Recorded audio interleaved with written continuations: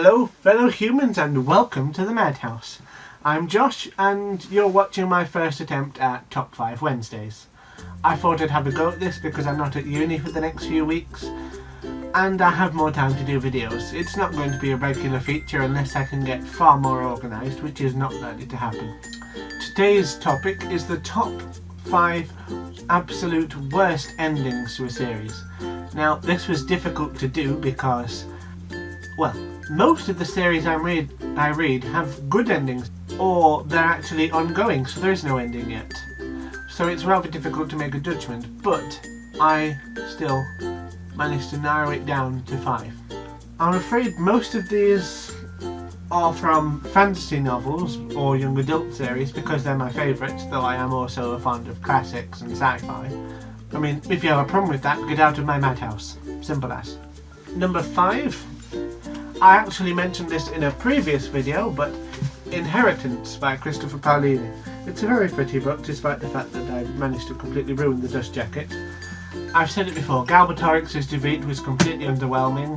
Arya's twist was completely uninspired and absolutely predictable.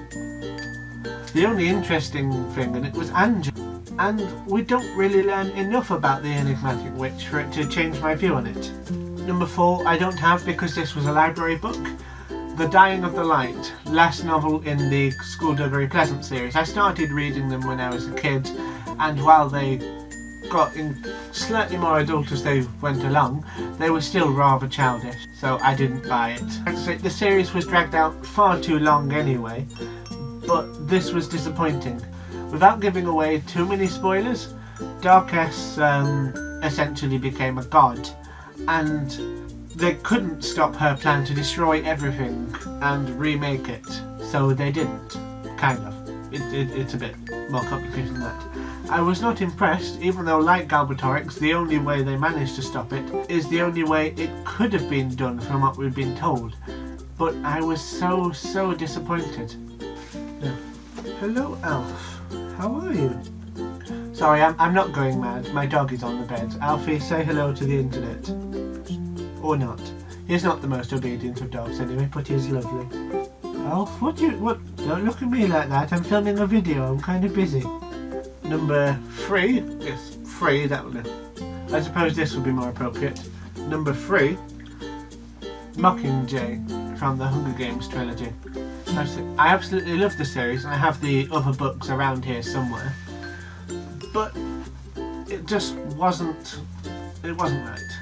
Perhaps because I went into it with my expectations so high, having absolutely loved the Hunger Games and Catching Fire. But I was disappointed. I thought District 13 was unimaginative. Katniss's training was very underwhelming, and although given the time frame it was done in, perhaps that was intentional. What they did to Peter, actually, I thought was absolute genius. The one certainty in all of the books was that Peter loved Katniss. And then to have him hate her, they barely even mentioned it. It was so barely covered, and I wanted to see more of that, but it wasn't done.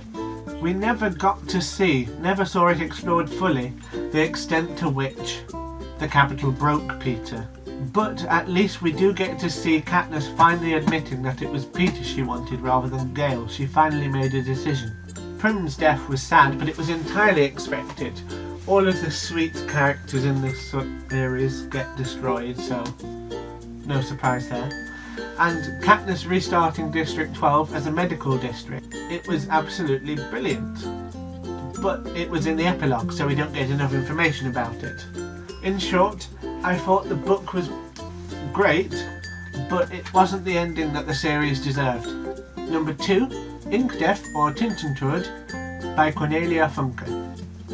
It's the last book in the Inkheart trilogy, and it just wasn't for me. I liked the first 2, and in fact, Inkheart or Tintenherz was fantastic.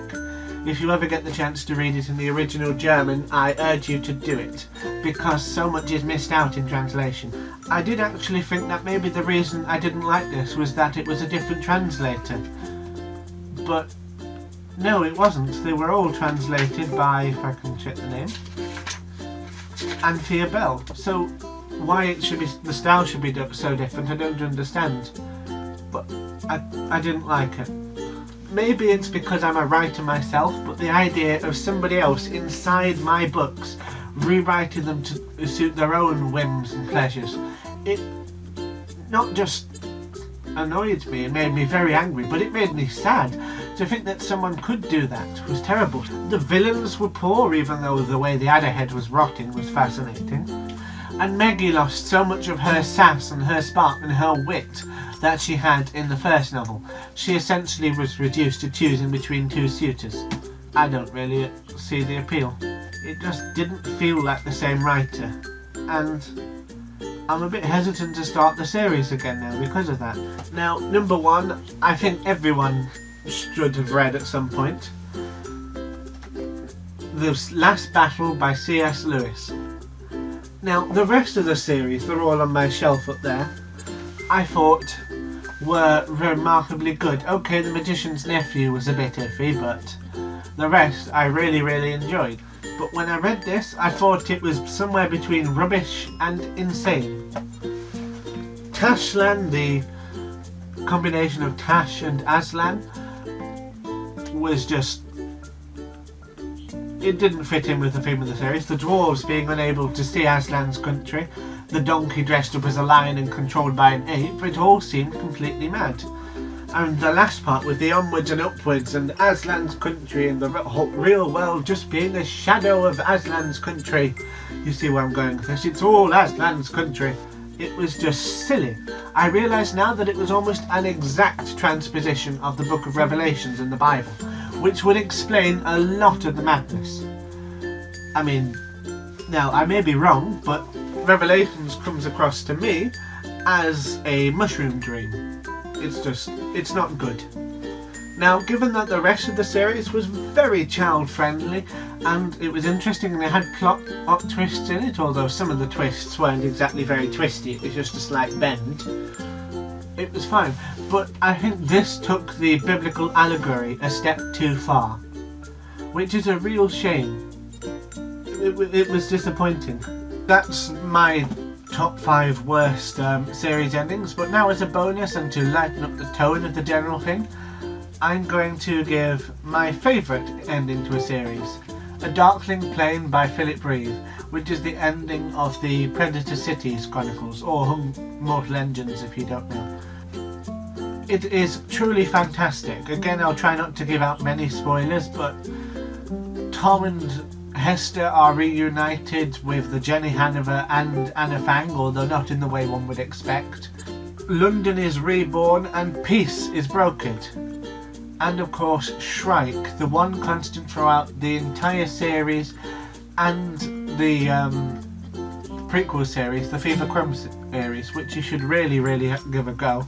It has a canon queer lead character, which is very rare amongst, well, any literature at the moment. And it brings it to such a wonderful, triumphant closure.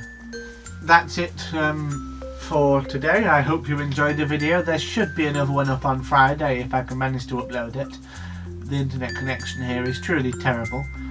Click like and subscribe and leave comments below. I'd love to hear what your favourite and least favourite series enders are. And remember to tune in later this week. Bye.